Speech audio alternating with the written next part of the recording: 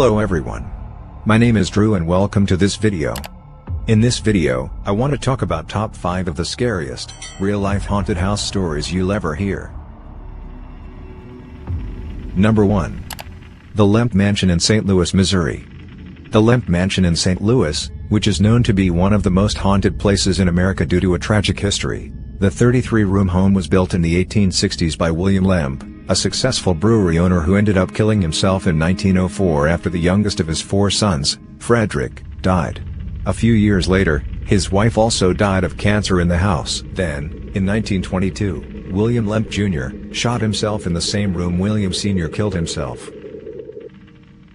In 1949, Charles Lemp, William's 3rd son, shot his dog in the basement of the home and then killed himself in his room. That same year, the house was sold and transformed into a boarding house, where reports of hauntings began.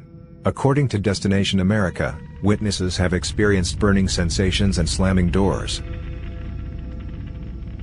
Number 2. The Villisca Axe Murder House in Villisca, Iowa. On June 10, 1912, Josiah and Sarah Moore were bludgeoned to death inside of their home in Villisca, Iowa. Their 4 children, and 2 friends who were spending the night, were also killed, and to this day, the crime remains unsolved. Their home is considered one of the most haunted houses in the country, and guests are drawn to it. People even pay $400 stay for one night.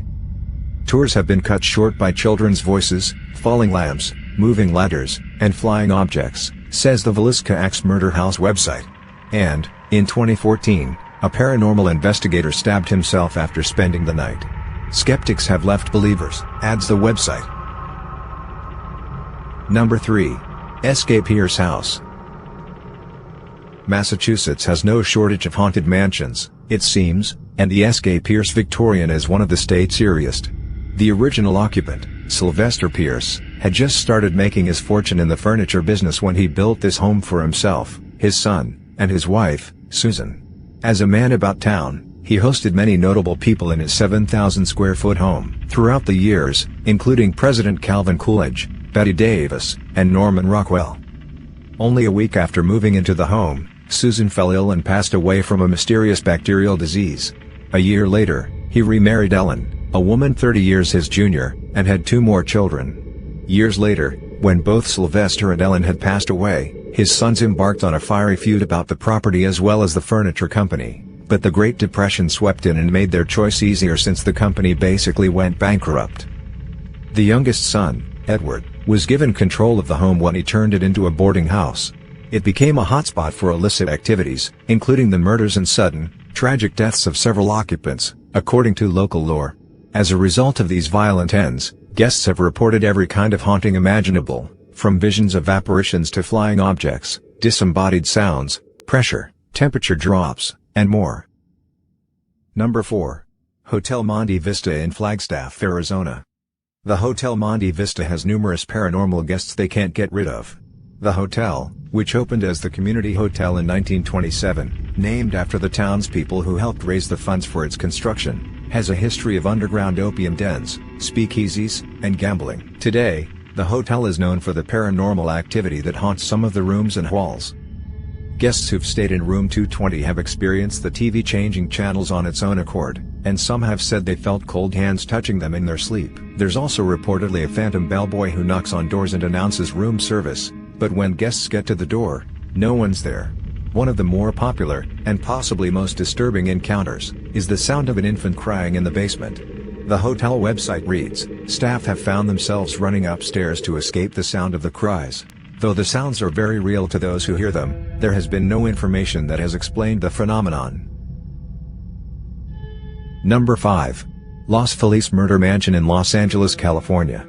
During the mid-20th century, this large Los Feliz home was the, seemingly, happy home of Dr. Harold Perelson and his family, until the horrific night of December 6, 1959 when he murdered his wife in her sleep with a ball-peen hammer and attempted to murder his 3 children before drinking acid to kill himself. Fortunately, his eldest daughter let out a scream when he struck her in the head, waking up the younger children who then walked into the hallway to find out what was going on.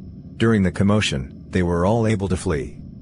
Before the murder-suicide, he was a successful doctor who invented a new type of syringe after investing most of money into its research and production, but he got screwed out of the rights, leading investigators to blame financial problems.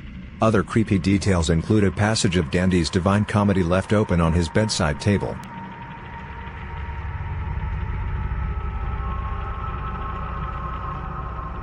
Two years later, it was sold to the Enriquez family, who used it as storage unit, and their son continued to do so until he sold it to a couple in 2016 who had plans to fix it up.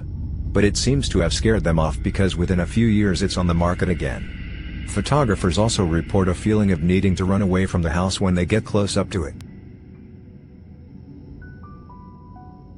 Well, this was the top 5 haunted houses real-life stories. I hope you guys enjoyed. If you liked the video, hit the like and subscribe button, cause I'll be back very soon. Thanks for watching. See you later.